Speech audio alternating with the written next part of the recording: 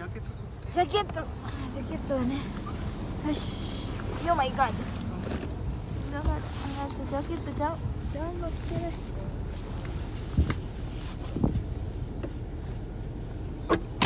Ito yung nagpunta kami ng Fukushima.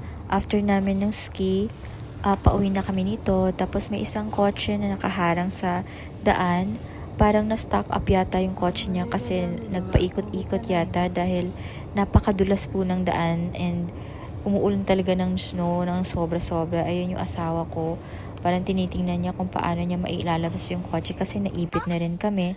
And then sa likod din namin binangga din kami ng another kotse. Pero buti na lang yung mga pulis dito sa Japan mabilis magresponde. Na tanggal nila agad yung mga kotse, may mga dala sila mga buhangin para maayos yung mga pagdaan ng mga kotse, hindi na sila madudulas. Ito rin yung time na may nangyaring hindi maganda sa anak ko.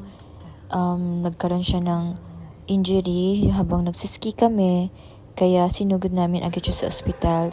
And then na-find out na nagkaroon siya ng multiple fracture sa kanyang right leg. Kaya ayan, nakasemento agad siya.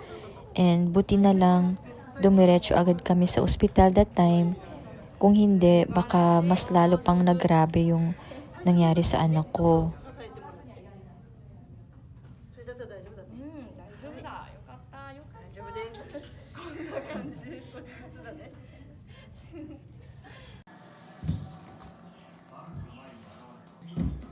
Gumuho talaga yung mundo ko that time.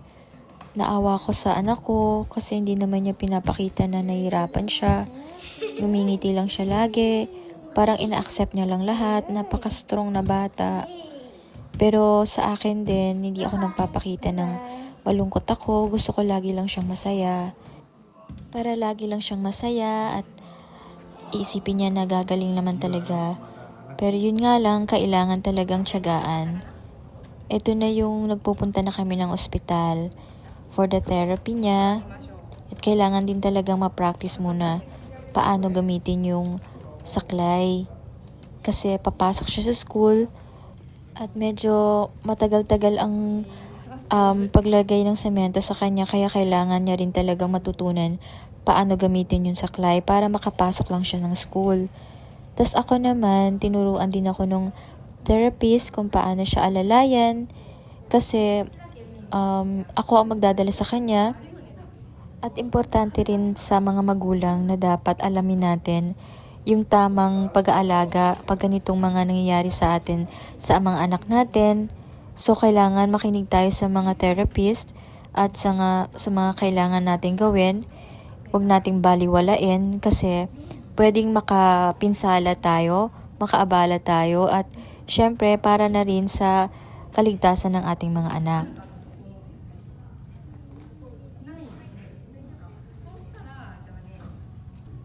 Mahirap din dito sa Japan kasi mag-isa lang, wala kaming katulong. So lahat talaga all hands sa pag-aalaga, sa pag-aasikaso, hindi lang sa mga anak, pati na rin sa pamilya, sa buong community dito sa Japan. Kailangan sundin mo yung mga proseso nila at kailangan talaga sumunod ka rin sa rules ng school. So, nung pumapasok yung anak ko, kasabay ko siya. Ako nagdadala sa kanya papunta ng classroom niya at pag maayos na yung upo niya and pwesto niya doon, uuwi ako. And then, meron namang mag-aalalay sa kanya sa school. Thank you naman that time yung mga kaklase niya, mga mababait, talagang tinutulungan si Manami. They're very kind to her. And kami naman sa bahay, ayan, ako, naghihintay na lang ako pag may tumatawag. If ever may emergency, dapat available agad ako. Kaya susunduin ko agad yung anak ko. Yung asawa ko naman, awang-awa siya sa anak niya kasi siya kasi yung nagyaya that time. Nagsisisi talaga siya na hindi maganda yung panahon tapos tumuloy pa talaga kami. So alam niyo yun, may mga bad na talaga that time pero tinuloy pa namin. So sabi niya next time pag hindi magandang panahon hindi na natin itutuloy. So ayan, tinanggal na rin yung semento ng paa niya. So minamasahe na ng therapist. Tapos unti-unti naman nakarecover at mga siguro 2 months lang siguro ang semento niya and then tinanggal agad kasi sabi naman ng doctor is madali lang daw ma-recover ang mga bata. Tapos napansin ko lang kasi nung tinanggal yung semento ng paa niya, lumiit yung buto. Lumiliit pala ang buto natin pag hindi natin ginagalaw.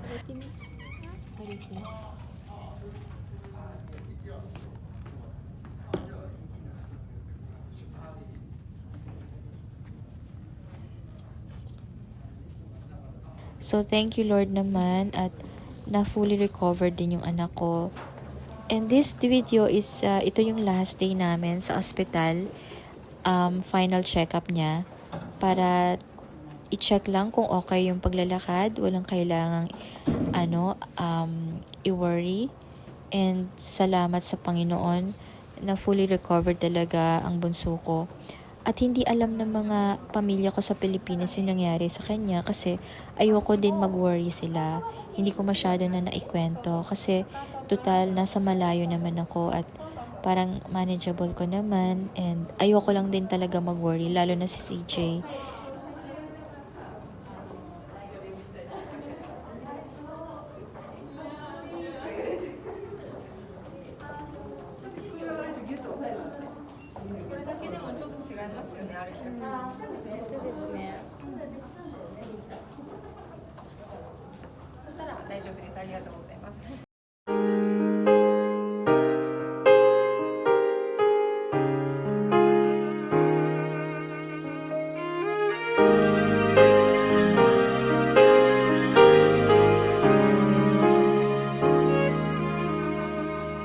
Lately, I've been winning battles left and right. But even winners can get wounded in the fight. People say that I'm amazing, I'm strong beyond my years. But they don't see inside of me, I'm hiding all the tears.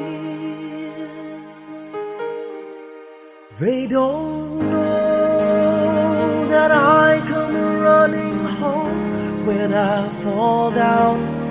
They don't know who picks me up when no one is around. I drop my sword and cry for just a while. 'Cause deep inside this armor, the warrior is a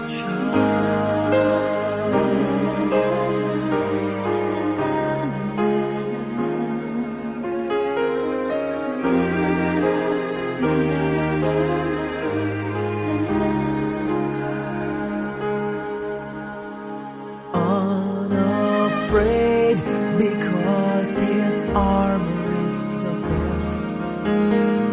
But even soldiers need a quiet place to rest. People say that I'm amazing, I never face retreat. But they don't see the enemies that lay me at his feet. They don't know that I come running home when I fall down. They don't know who picks me up when no one is around. I drop my sword and cry for just a while. I cry for just a while. 'Cause deep inside this armor, the warrior is a child.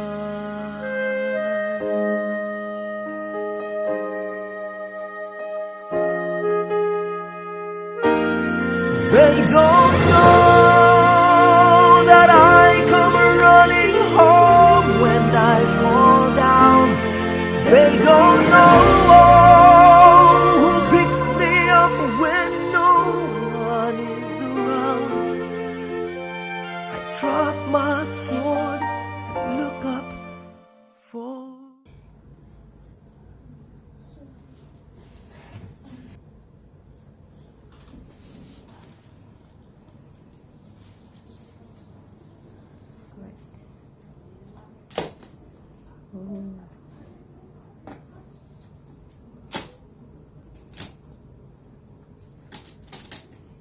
ょっとごめんね、一箇所だけね、ないところがあるから。